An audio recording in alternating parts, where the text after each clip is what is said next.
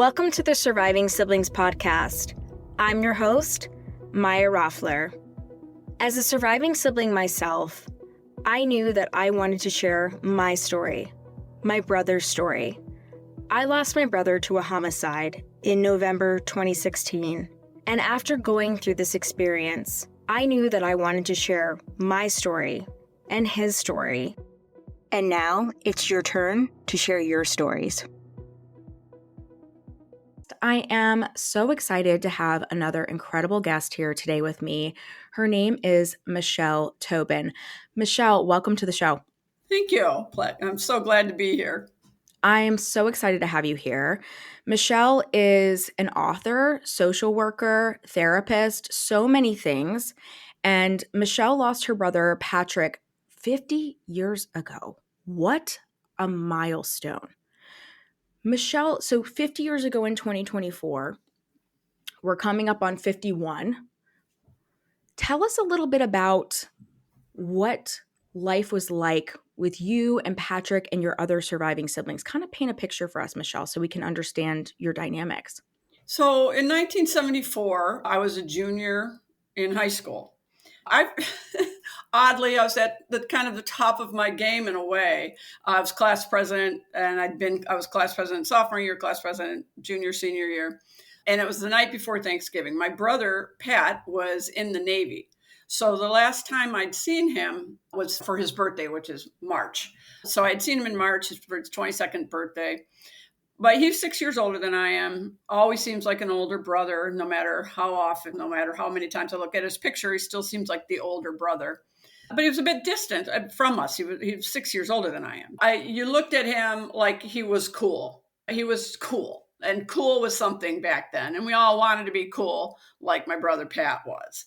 So we were waiting for him to come home. And the thing I remember the most is my sister Elise and I, who are very close in age, it's the night before Thanksgiving. Everybody goes out. And they still do that today. Everybody goes out. You're going out drinking. And we were laying on our beds, and both of us were in really bad moods. So you had talked in your episodes about knowing. And we knew. And we didn't know what we knew, but we were feeling it. And so we both were like, I don't want to go out, but our friends are pressuring us. We got to do it. And back then you hung out. So you hung out. The only place you hung out were like at the school, on the grounds, going to restaurants, but usually involved some kind of alcohol at a park or behind a building or that kind of thing. People just hung out. And I was in a really bad mood all night. And I felt like there was so much drama. So Pat was the oldest of 12. So we had a big family. We were well-known, Catholic school. The four, I'm number 5, the 4 above me were pretty much troublemakers. They had reputations, especially the boys. So it went 2 boys, 8 girls, 2 boys. So the 2 older boys had reputations. When you got another Dehane coming. And I was as bad as they were. Even though I was class president, I was really, my mom was the attendance office secretary, and it was not below me to go right up to her and lie right to her face. So it was like we were always kind of looking up to him, but in fact, he was 22, kind of lost. That's why he joined the Navy. He didn't know what else he was going to do. He was one of those kind of, now he would have been diagnosed with ADHD, didn't really know what his direction was in life, even though he was very smart. So for me, I was always just kind of looking up to him. That's all. It was just like that figure in your life. So on that night, I demanded to go home because there was a lot of drama. And I was like, just somebody drop me off. I didn't drive that night. And my sister Elise, the same thing. So we were not out together, but we pretty much showed up back at home together. That's interesting. And wow. Yeah. And another sister opened the door and said, Pat's dead. So you got home. Oh, there were a lot of cars in the driveway. So we always had a lot of cars in the driveway because there were 12 kids. I kind of thought it was unusual at that time at night to see all those cars, but still I went in and Kathleen was there and said, Pat's dead. So I was 16 going on 17. She would have only been 13. And I didn't believe her. I'm like, I don't believe you. I get out of my way kind of thing. And I kind of looked into the kitchen and saw that my mom was smoking, which she didn't smoke. So I knew it was true. And a lot of it's a real blur after that. It's surreal. Like my sister's asking me now, like, what do you remember? I said, what I remember most was the knowing before we knew than what happened after we knew. So, like, I don't remember going to bed that night. I don't remember, did I sleep? I have no Of idea. course. I remember most of us felt really sorry for our parents. Back then, you don't know what grief is. We didn't know what grief is. We didn't know what depression was. It was the night before Thanksgiving. So I don't hate on Thanksgiving at all. And the next day, I mean, my dad was the cook and he put on a whole Thanksgiving meal and we sat down and we ate. It was impressive. And I remember that. We had a hard time getting his body back. So it wasn't until the following week that we could bury him and stuff because it was a big snowstorm. So it was wind shear or either wind shear or something freezing on the airplane that caused it to crash. And in fact, and that was in Battle Creek, and we were in Lansing, in Michigan. So Your brother wasn't too far away from you when this no, accident. I wanted to we clarify were that for everyone. landing. Yeah, he Mhm. was coming from Pensacola, Florida, hitching a ride on a Navy plane. He was desperately afraid of flying, but wanted to come home for Thanksgiving. And I don't know if my mom convinced him to come home or anything like that. She didn't end up talking a lot about it. Um, but I don't know if she said, yeah, just come on, you'll be fine kind of thing. But he was afraid of flying. And they were landing. And I think they went back up and then crashed. So what I found out recently was my sister's doing this research is one of the pilot who was he had served in Vietnam, very good pilot. His girlfriend and his family were all standing there waiting for him. So I'm like, wow, I don't even think anybody thought to go to Battle Creek to wait. Then I'm really glad we didn't. That would have been awful. Right. Well, I mean, you guys are a family of 12 kids. I mean, you gotta take care Yeah, of your time, right? we didn't go anywhere together. Yeah, there was Right. no, Totally. yeah, we didn't go anywhere together, and we didn't go anywhere. But Yeah. yeah, there were things like that where, like, Pentwater, Michigan is a big place to go vacation, and we had a cottage there, but we had a cottage there because Pat found, and that was before everybody went to Pentwater. So my dad my dad was an architect, and he and his architect colleagues went in on a cottage together. But my brother was the one who found the spot. So Pat found the spot by camping on it. And then so we did a little camping on stuff like that. So he just always had that kind of mystique about him. But anyway, so we had Thanksgiving the next day. It was obviously very somber. We felt very bad for my parents. Like I had kept some writing that I had done back then. I was writing in a journal to my brother and was not recognizing at all the grief. Just I was depressed. Everybody was depressed. You didn't know that someone could help. You Yeah. know what I mean? But it was 1974, so not a lot of people did do Yeah. that. So then the wake and funeral, the funeral was on the youngest son, my brother Bob's birthday. So there are 12 of us, 16 years apart. So Pat was 22. We buried him on Bob's 6-year-old birthday. And the wake was the night before. And there was a huge snowstorm. So it was just like my mom was desperately like waiting for her brothers to come and get there. And I remember she was just really so happy when her younger brother, also named Bob. But the hardest part for me, and I don't know how many of my siblings remember this, but the hardest part of all of it was watching my mom pat the casket where my brother's face would have been, because you could not, there were no remains. And I think that's what's going to be hard for all the people who in these recent plane crashes, it's hard to believe when you don't see the remains. You don't believe that they are actually gone because Yeah. you don't see it. Yeah. So It took me a long time to, and we hadn't seen him in months anyway because he was in Florida. So it was really, you could live in a fantasy world of for a long time that he hadn't really died. I had many dreams where he showed back up, and there he was. And I have a picture of him in our therapy room. I look at his picture and I'm just like, where did you go? We hope you're enjoying this incredible episode of the Surviving Siblings podcast. I'm your host, Maya Roffler. We'll be back in just a minute after hearing from our incredible sponsor. 50 years after losing her brother to an airplane crash, Michelle Tobin's first novel, Home for the Bewildered, debuted in 2024. Home for the Bewildered is available from Vine Leaves Press and is the story of psychologist Dorothy Morrissey and her 4 patients in the St. Lawrence Asylum in Lansing, Michigan. Michelle deliberately chose to set this story in 1974 because that was the year her brother died. Nods to him and her large family of origin are peppered throughout the book. Michelle, herself a practicing therapist, contends that her chosen path was shaped by her brother's death and the subsequent struggles she faced. You can read more about Michelle as well as purchase her book on her website at www.michelle-tobin.com.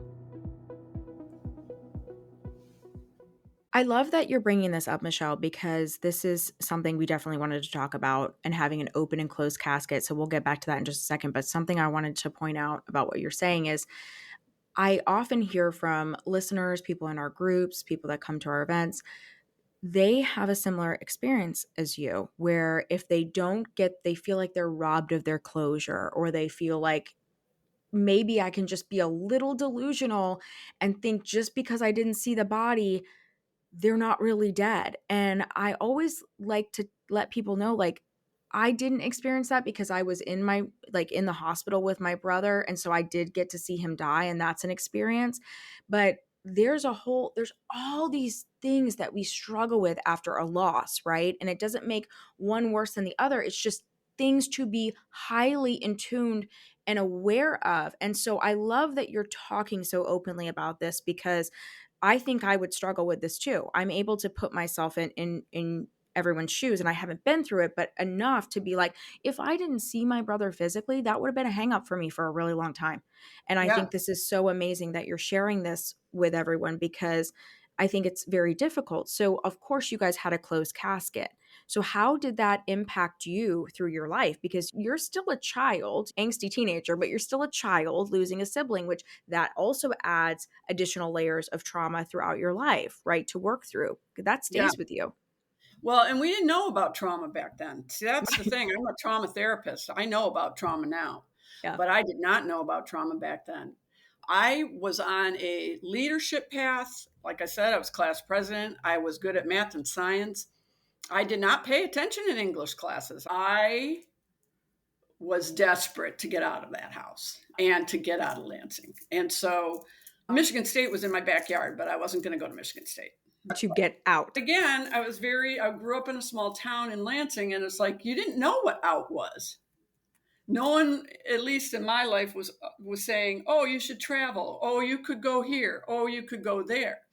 So I chose the University of Michigan, and everybody said, "You're not going to get in." My dad was like, "Your grandfather will roll over in his grave," because I wasn't choosing a Catholic university. And I'm like, well, I don't see anybody offering up a Catholic university or offering to pay for one. There was no choices, like options. So I got out and I got in and I paid for it all myself. And I was a hot mess. And that's the thing. It's like you learn within the trauma of your family how to adapt and adjust and survive in it. And then you step out of it and you fall apart and you don't know why. An interesting point. I agree with you completely. Yeah. Yeah. And nobody understands that's what's happening. So my grief, and I didn't even know it was grief, did not hit until I left And and had to interesting. be out there on my own. Mm-hmm. And I probably made and I was very stressed, and my life outlook was very bleak. Life sucks was how I would have probably said it then. And I'm working 3 jobs. I'm trying to pay for everything. I didn't think I was up to snuff with all the people I was with. Everybody else was smarter. I don't know how I got in. All of that, and drinking and smoking and sleeping around and looking for love. And things just went from bad to worse. Yeah. However, I was doing a few things. And when I look back, I say I'm very proud of myself. One, I was writing to my brother. I was writing in a journal to my brother. And I was keeping that connection alive to me and to him. So I was doing that. That was smart. And the other thing I was doing was I was walking a lot. So I was always going off on these walks, and Ann Arbor's a great place for walking. So I had that kind of alone time, and that was real smart. And then when at 5 years, kind of at the 5 year mark, which I thought was so interesting in yours, I had a couple of experiences, and life was really bleak at that time for me. And I had what I call a divine intervention, and basically God letting me know I was loved, and it didn't matter how many mistakes I'd made and how bad things were.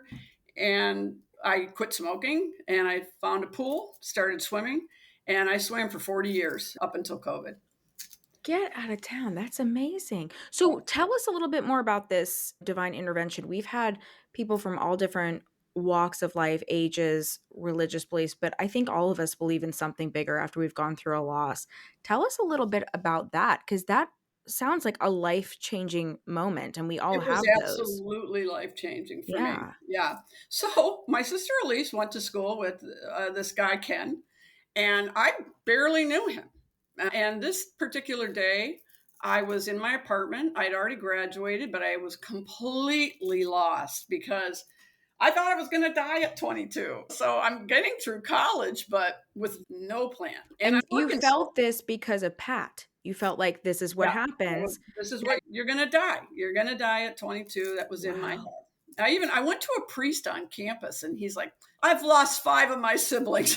So it's like, you'll be fine, basically. And I'm like, well, You're like, but I'm not. So that's not really helpful to me, but okay. So I'm sitting in my apartment by myself, and I could not stop crying. And I could not go to my parents with the things that I'd done. And I'd already thought also that they had enough on their plate, and they did. Again, as the children, our suffering wasn't as bad as theirs. That's how you looked at it. Like, you could not count your suffering against their suffering of losing. it's like, yeah. And I mean, especially back then, too. I mean, I went through that myself, but like, I can't even imagine what it was like in 1974. It's like, oh my, you better not even say this bothers you, because like, we just lost our child and forget it. It Yeah. just doesn't compare. You couldn't Yeah. take any ownership of your own grief. I did not know that there were college counselors available. I became a college counselor because of that. But yeah, I had no idea of those resources, that they were there. Yeah. If they were there, maybe they weren't. But anyway, so I'm on this kind of downhill slide, managing though to pay for everything, get through college, just keep plowing ahead. And this one day, I just could not stop crying. And this guy, I had these outdoor steps into the apartment, and this guy walking up them that I knew was my sister's friend. I did not know he also went to Michigan. No idea. Michigan's huge. And there he was. And I don't even know what happened. He just stayed with me the whole day. Wow. I interpreted it, the things he said, as not from him, but from God. I only got together with him the following Thanksgiving one more time, and I've never seen him again. And Oh, what interesting. he said was, I've always wanted to hold you like this. And I'm like, well, why didn't you? I'm weeping. And to my head, it was God saying, because you wouldn't let me. And after that, I quit smoking. That March 9th, my brother's birthday is March 8th. I quit smoking on March 9th in 1981 and picked up swimming. And crazy, when I started swimming, I'm like, oh my God, I didn't realize how anxious I was. Like, I walked around in college with my hands shaking like this all the time. Yeah, I can. Smoking, and I started swimming, and it was such a drastic difference. Like, oh my God, this is how I'm supposed to feel. Like, this feels I feel so much better. Did you And feel like it was now you had found an outlet for all of this grief and pain and anxiety? Now you had a physical outlet for this because I've talked about this in many talks that I've done, Michelle, because people will often ask me because I was really stuck in anger in my situation and my loss. And it wasn't until I started to, because I was a runner. And so it wasn't until I started running again because I was all the way up until his death. And then I stopped because I was so depressed and I was so in shock and so in denial about everything. And then when I started again about a year or so later, that was one of the mega puzzle pieces because I think when you're stuck in any emotion or feeling stuck in your grief or anything like that, there's a mental component to it. There's a spiritual component to it. Whatever your spiritual background is, whatever yep, you want to believe in, even if you just want to believe in nature, you got call to it what connect you with want. something. Yep, call Yeah, it what you want. call it what you want. But for me, it's mental, spiritual, emotional, making sure I had the right people in my life, and Hmm. physical. I often talk about those four components. And so swimming sounds like your outlet. I used to run and like envision the guy that did this to my brother, and that was healing for me. It worked. Like So I what you find it got to do, what interesting you that got to you do. needed a physical outlet too. Well, and that there's been an amazing book that's come out since. You've probably have heard of it, "The Body Keeps the Score" by Bessel van der Kolk. I have. And he's the guru of trauma therapy, and he is absolutely 100% right. And I do think the four components are there, but the best way to release it is physically. I And if agree. you can put the physical with, and I used to joke about it, there was not language for this when I realized how well it worked. But I used to joke all the way through the many years I've been swimming, like with my husband, I'm like, that's meditation in motion. I cannot sit and meditate, but I can swim and meditate. Mhm. And my character, Dorothy, she's a big swimmer too. Now And I'm getting where you got all of this from. Yes. yeah, so it was all my from my personal experience. First, I was healing myself, and then I used swimming to think about my clients or issues, and it would always come back up in that day. I'd swim first thing in the morning, and then I'd be whatever I was thinking about what I would deal with that day with my clients. So I realized it worked for me. I try to get everybody to swim, but not that many people are enthusiastic about swimming. But it worked so well, and it worked right up until our gym closed during COVID. That every single time I'd get out of that pool going, boy, that felt good. Now I walk still, but I do a lot of yin yoga. So without a pool available, I would say yin yoga is a really good way to release trauma because it's meditation and motion. And I love holding that. those poses makes it a lot easier to get into that zone. Or lifting again. But that's all that matters, and I love is that you have an outlet, and it so tracks with my experience because it was the physical component that brought it all home for me. Because I could go to therapy all day long if I wanted to. I could have the right people around me, which I didn't for a while, which you have the same experience, and then even making those adjustments, like, the physical outlet is so important, and I've never heard that before, meditation in motion, so we are definitely gonna use that here from Yeah, now on because it's so true. And it's so like when I walk my dogs, like that's a big thing for me. And like I'm a same. walker, I'm not a runner anymore. Unfortunately, I had a really bad accident, so I can't run anymore. But I still need that meditation in motion. It's my therapy every day. Like it's Yeah, really important that I have that time. So I really connect with that. And I think that's really important for all of you that are listening to have that. And it doesn't have to be swimming like it is for right. Michelle. It doesn't have to be walking or running like it is for me. But whatever works for you to get you Find in what motion, works. yeah, I think that's wonderful. I And do. I do try. I mean, I'm a therapist. I believe very strongly, especially the way the world is going in talk therapy, that I wish more people would go into therapy and then take it out less on others. If, but that body component, my job is to teach people skills so that they don't need me anymore, that can implement these skills to release their trauma, to get that calm center, which I think is really important these days because we are assailed constantly with information and negativity and distractions. So we have to be intentional about it. I think the younger you are, the more intentional you have to be because you've grown up with this stuff. I didn't. I So that agree. was already in my wheelhouse. That's how I spent my hours. I Mhm. wasn't spending my hours scrolling or doing something like that. So I think it's really important for people to find that what works to help them. It's I just think of it like a calm and you're in the middle of a tornado, but you are calm.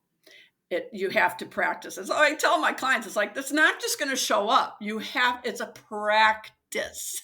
So if I could say anything, and I have learned to do that for myself in those 5 years when I was a hot mess, it's like you were in survival and you got to give yourself grace to carry around a lot of guilt and shame for years over things you did a long time ago is a waste of your energy.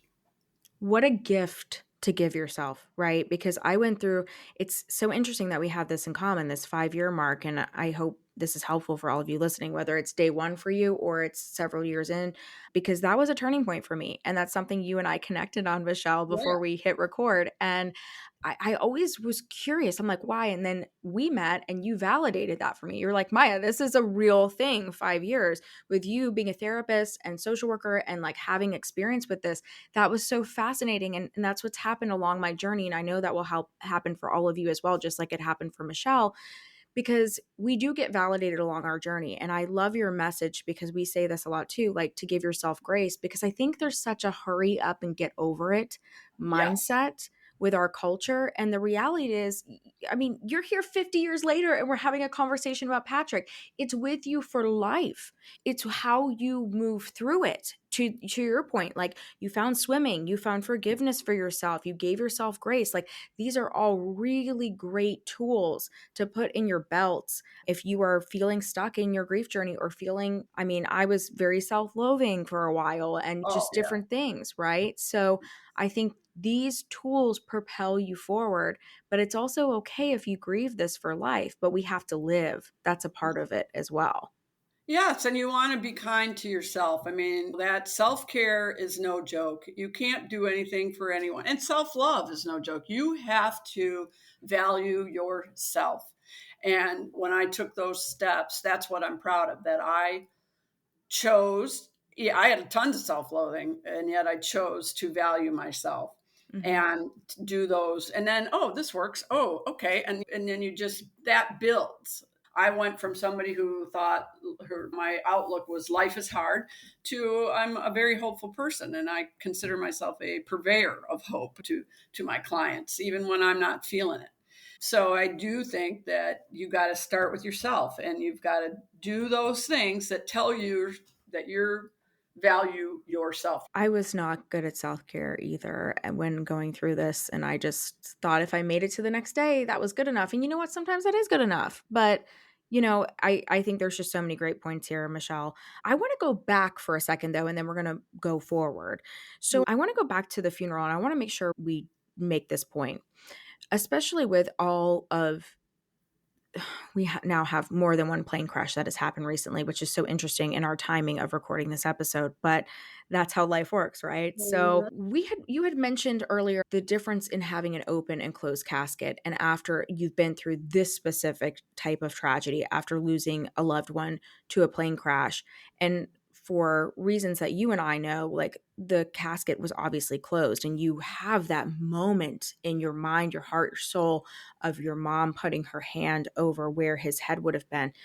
Talk to us a little bit about that. And I think it's something, these are these secondary things that we think about after the initial loss, right? And there are more losses, right? We call them secondary losses, as we all know. Like you can't have an open casket, or maybe you can't see the body, or like you had touched on that earlier about how that was difficult in your process for grieving because you didn't see his body.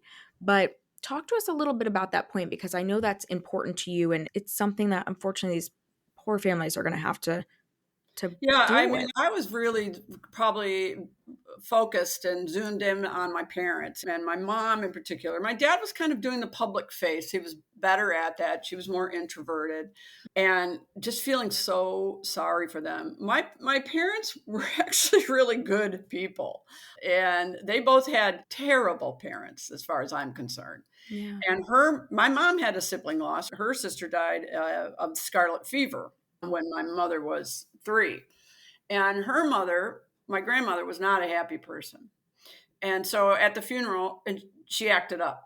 I would probably diagnose her with either bipolar or something at the now, but she at the funeral told my mother that my mother was the worst daughter she ever had. This, Michelle, because there's a lot of people that come Act to our out. groups and have gone through that. And so I always say that. So thank you for sharing because I'm like, look, I'm not saying this is correct and I'm not a therapist. So I love hearing from a therapist's perspective. And this is something that actually happened in your family, but that's their way of grieving. And it's not the Yeah. right way, but it's No. their way of grieving. They're angry, right? So they're lashing out. I thank you for sharing Yeah. that. Wow. I was so concerned about my parents and just felt so bad for them. And they were like, the only conversation I had with my parents about it was one day when I came in, I probably was drunk. I know I'd been smoking and they were still sitting up. And usually they went to bed. We just signed in. Like they went to, because they had little kids. So when Pat died, the youngest was 6, but you would just sign your name when you got home. How So funny is get that? Oh out at my night. gosh. Yeah, Welcome no, to a it's big family, almost right? so they were up though, which was unusual. And they had this, I had a conversation with them where they were like, "Oh, we love you, right?" And did you think Pat knew we loved him? And Wow. I'm like, "Oh, of course he did. Of course he did." In the meantime, I'm like, "You do? You love me?" And I I don't think think it's there's a right way or a wrong way to grieve, you Thank know? you for saying that, Michelle. I was just going to ask you that question. I have chills. I was going to say, what do you think? And I always say that too. I'm like, there's not a perfect way to grieve. It's not like there's not like a checklist. Like, here you go. You just lost your brother, or here you go. You just lost your sister. Here's the checklist. 1 year, you're going to be fine. No, that doesn't exist. No, does not. It hmm does not. And I think people feel so much pressure. They're like, well, if I'm not crying, and I'm like, no, like, that's Yeah. okay. But if you're feeling like you're stuck and you want to get some help and you're aware of that, great. I love therapy. I wouldn't be sitting here talking to you guys about all of this without therapy.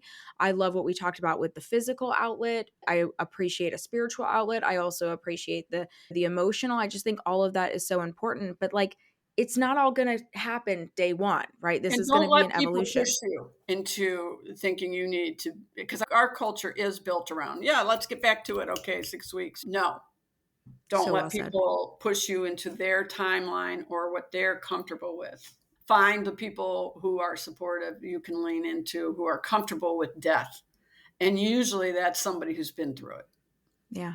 People who haven't Unfortunately, experienced it, they just don't know.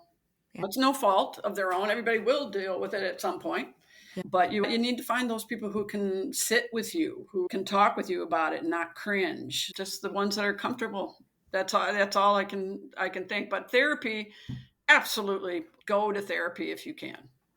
yeah. I agree. I think and you have to do it when you're ready too, because some Yep. of us are ready right away and some of us it takes some time. And so I've had people that tell me, I waited a couple years and then I went. I'm like, great. When I started therapy on my 30th birthday, That's because I amazing. had my daughter, I had just had my daughter, and I did not want to revisit the dynamics onto her. I mean, of course, I probably did still, but I thought get into therapy. So it was my 30th birthday is when I did. So that was many years later. And I think, and I've heard that from many siblings that have lost a sibling as a child, right? Whether it was in their teens or even much earlier. Sometimes they're not addressing that till 20s, 30s, 40s, 50s. It's okay. You have your own timeline, right? Yep. And I think Never just too late. relieving that pressure valve for people where they're like, I have to, because I felt so much pressure on my journey. So I know other people feel it too. And I hear it all the time.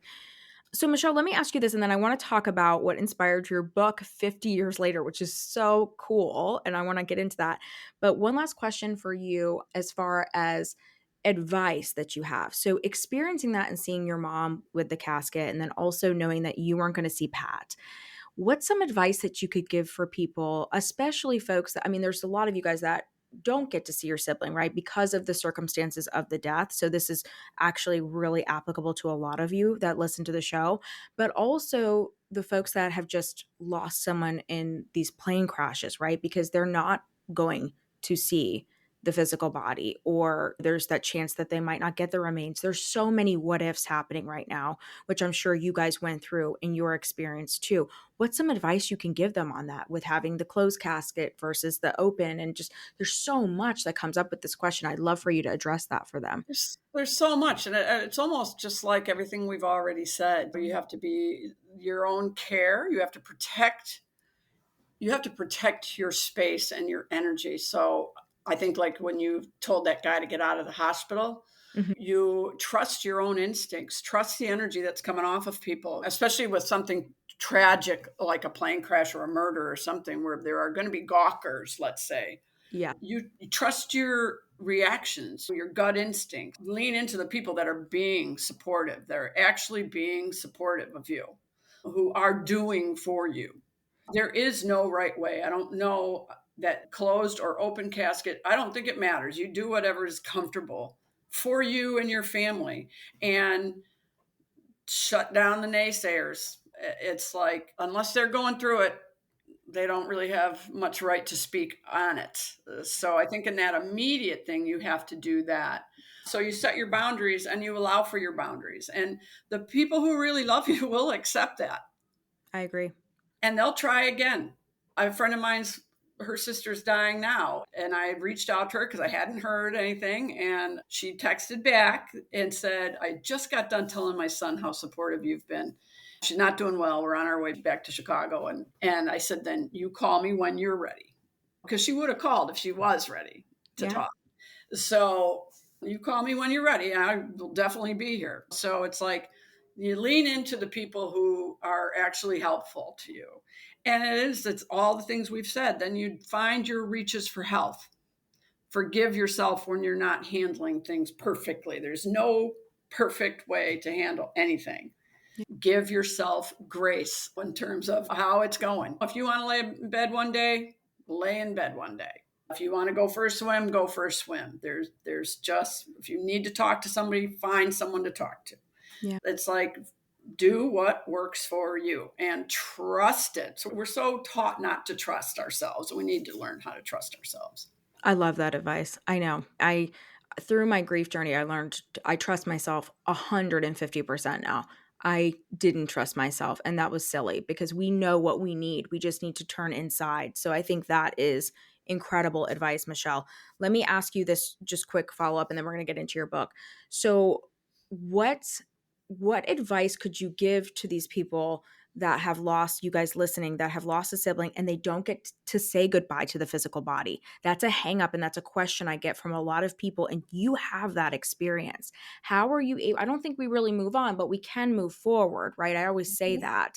And I think there is a difference. People are like, "Oh, that's just semantics." And I'm like, "No, like moving on is truly like you leave an old house, or like you leave, like this is a part of you. Your sibling is a part of you." So moving forward means that we accept what's happened and we're able to carry them with us. And that's what I look at the difference of them too. It's just my own verbiage, but I would be really curious for you to just give that advice to the folks listening, that because it's not just a plane crash, it's a lot of car accidents, different accidents that happen. We don't always get to say goodbye to the body because physically intact anymore in the way that, and it's maybe not best for our mental health to see it, or maybe just the list goes on. I'm curious what your advice would be on that, because you've been able to move forward and now written this incredible book. Well, I mean, it's exactly what you said. I do believe we carry them with us. Their story becomes our story. They're in us. They always will be. That's why I think I'm so proud of myself for writing him letters and writing to him in my journal. I was talking to him. I was keeping my connection to him alive. Because when you're in a big family too, everybody's like, "Well, I was closest to him. Oh, I was closest to him. Yes. I never felt like, I don't think I was one of those ones who was closest to him, but I did my thing. So I wrote those letters to him, and I did that for many years. And so you always are, and that the whole book is infused with my brother. So it's like, it's just knowing that person's story is now your story, your Mhm. sibling story, your parent's story. It's all And that's how every one of us is on this earth. When I die, I become my children's story. And I just hope it's a positive one. That's really I think it will be, Michelle. So let's, because you're incredible. I love you and I love you being on the show and sharing all of this. I just think you're great. So let's talk about your book. Your book came out last year. It's called Home for the Bewildered. Uh, Tell us about this. How did you, so it's technically fictional, but it's based on a lot of true things that happened. So names are changed, all of that, and you've mixed in a lot of different things, and I'm loving it. But thank you. I want, yeah, I mean, you're an incredible writer. So highly recommend you guys grab her book. We have it in the comments as well. We'll talk about that at the end. But tell us a little bit about this. How did you come up with this title? Why 50 years later? I want to know. I think this is fascinating. Well, it's just life. That's what's so interesting. You don't know how life is going to turn out. And Home for the Bewildered, I went to cooking school in Ireland in 2016. Cool. And it was life changing for Hmm. me in terms of, again, we had some rough patches, disappointments, etc. And my attitude was going down. And so it was just the perfect moment to do that. But in Ireland, they call asylums homes for the bewildered. So they will often joke like, "Oh, he went off to the homes for the bewildered." And but I thought that is awesome. Like what a great way of saying it because Hmm. in fact any one of us are just one tragedy away from a home for the bewildered. Yes, we are. And I Yeah. just thought this would make a great tale. Now I had been writing for 40 years or Wow. 30 years. So after I was on 3 months of bed rest with my youngest, and my sister, who I hope you will talk to, had already written a book. I was very inspired. I'm, oh, if she can write a book, I can write a book. But I thought I had something to say, and I wrote this book, Bridget's Cross. Mhm. Today's St. Bridget's feast day, but it's a big heartbreak for me because I can't tell you how many rejections I got for my book, Bridget's Cross, on St. Bridget's feast day. Like it would be like, Oh my the God. hell, God, what are you doing? And so I was so devoted to that book for so long, and then it just wasn't working. But anyway, when I came back from cooking school, I had this whole idea of cooking therapy for college students, and the university I was working at just wasn't picking up what I was throwing down. So Okay. I'm always just a little bit ahead of my time. Like it's really recognized now. It wasn't then. So I was teaching cooking out of my home and writing this book. And I chose 1974 because that's the year my brother died. And my character Thomas was born in Japan. So was my brother. Ruth is from a family, the Catholic school thing with George that I've been through at Catholic school. So every character has some of my brother in it, or me, or people I know, or mostly my like family dynamics. Obviously, I'm a therapist, and this is with a lot of the issues that I deal with in therapy, but particularly trauma. But it was all based on the fact that my brother died. Mhm. And so, and that the theme of grief and loss is throughout the book, but it's also very hopeful, a very hopeful book.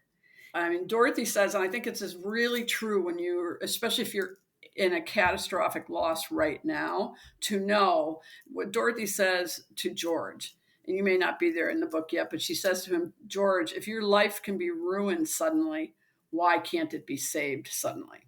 I love that. And that was my experience. My life was ruined and then my life was saved. And I didn't ask for either one of those. Yep. So when people think like if I'm worried about someone, my husband will be like, oh, if they only had a faith life. I know I didn't have a faith life Yep. and my life was saved. So that kind of trusting in life is really, we don't know what the outcome is. I would not have written this book had my brother not died. I was asking my husband, he's a psychologist, so he teaches psychology, but Marilyn French wrote a great book, The Women's Room, back in the day, very feminist. But she had written, and I think in another book, that I am not glad for my suffering, but I am glad for where my suffering brought me.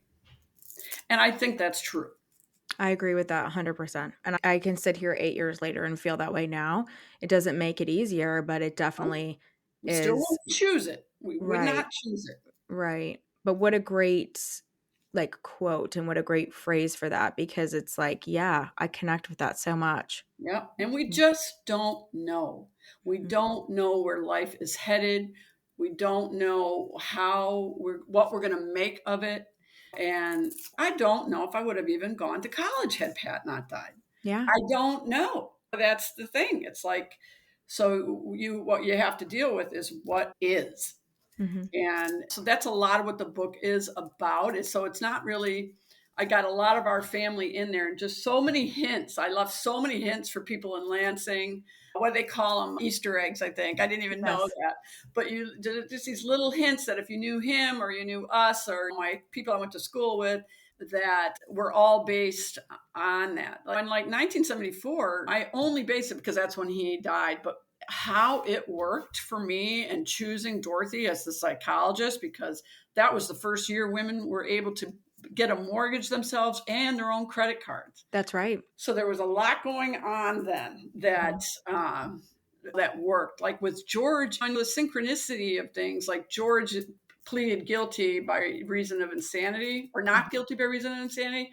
I just so happened to find an article in the New York Times about how people who do that just languish in asylums or whatever for years, Mhm. probably longer than their sentence would have been. And Mm. so that happened. And then I'm shaping Ruth.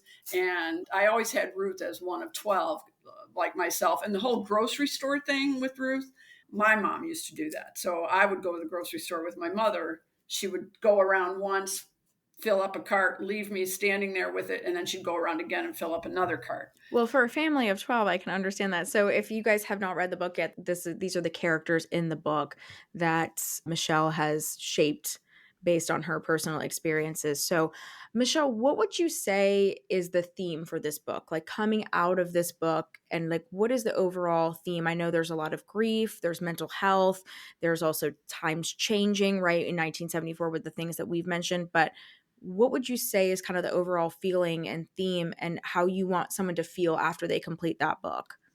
I want them to see, like we're saying, I want them to feel hopeful Mhm. that in every life there tragedy falls.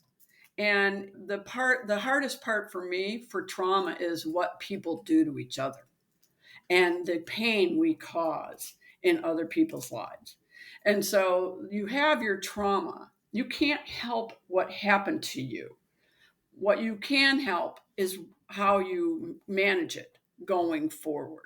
Yes. And that's why Dorothy is a good therapist. I didn't want to have I hate when therapists are portrayed as foolish or Mhm. stupid or in it for the money. I can assure you, most of us are not in it for the money. We don't Right. make a lot of money. But you want to find someone who is accompanying you on your journey. And I'm not fixing someone, I'm accompanying them. I'm guiding them. Of course, I've got a lot of experience, but I want them to, and I'm a bit of a cheerleader, I'll have to admit. I'm a hopeful person. I want them to feel hope. And so did Dorothy, wanted her characters to feel hope. It is tragic, but I don't know that. I just was reading a book that I found so triggering, I had to put it away. My book's not triggering like that because people are talking about what happened to them. And in a way, I think that's actually easier to read. So for me it has been and I am getting that theme through it and that's why I wanted to ask you that question because that's the goal of our show here too and that's why this is such a beautiful fit because we want to leave you hopeful. We're going to talk about what has happened, but we're also going to talk about how we move forward in it. And I think definitely feel those themes in your book and I definitely like the way that you're portraying Dorothy because I think you're right. There's a lot of really stereotypes out there about therapists where they're in it for the money or and I'm like, if only you guys knew how emotionally and physically and mentally draining being being there for someone. But I also love what you said about I'm not here to fix you. We're not broken. We're just humans having an experience. And Right. so I love that you want to accompany your your readers because you wrote the book, but also your clients, you want to accompany them. And I love that you're hopeful. I love that you're a cheerleader. I am too. And so I think that's what you need in your life. And look, we're well aware that not every therapist is for you or perfect for you, but it's like Find any another one. relationship, right? Find You've got another one. Yeah. right. I'm curious about what you think about this, Michelle. So I often tell people, and I've talked about this with other therapists that have been on the show, I say therapy can be like dating. Like if it doesn't work with the first one, don't give up. You're going to try again, right? I'm like, if the first one works for you, that's like marrying your high school sweetheart. Like good for you, right? But that's not for everyone. How do you feel about that comparison? Because I feel like that it's true. You should keep going back and finding someone that fits for you and is like you said, the right person to accompany you on your journey. I love that. Yep. If you certainly don't want to feel worse about yourself in the process of therapy. So I would say you have to trust your instincts. You may want to give that person a second try before you decide. Like maybe they aren't just getting it, or maybe you're not being forthcoming or whatever. So you give them a second try. But if you're feeling it's not the topics that you're going in with are going to be difficult. That's not what I'm talking about. Like it is going to be hard work a lot of times, but you should not be feeling worse about yourself. And so, like dating, if somebody makes you feel worse about yourself, get the hell out. Yes. Yes. Find somebody else. You Mm-hmm. should be feeling now, and your therapist can challenge you. I challenge, especially someone I've been doing work with for a long time. I feel like we're strong enough that I can start to challenge them more. But it's about the work and about what they're doing, not who they are. Michelle, let's tell everyone where they can find your book and find you. So and we'll put it in the show notes as well, and you guys will be able to find it. But where can they grab your incredible book? I would really appreciate it if people went directly to Vine Leaves Press, Okay. their website, Vine Leaves Press. They're all women. Yeah. And it's small, and it's best for everybody if you go directly there. And you can get the link through my website, which is www.michelle-tobin.com. And you can find out more about me, and Vine Leaves is on there, and my mission. Okay, we're going to include all of that, Michelle, so everyone can connect with you. They can grab your book, they can read your blog, they can connect with your website and reach out to you if the story resonates. I'm sure it will with many listeners. Michelle, this has been great. Well, thank you for sharing Patrick with us and My Pat pleasure.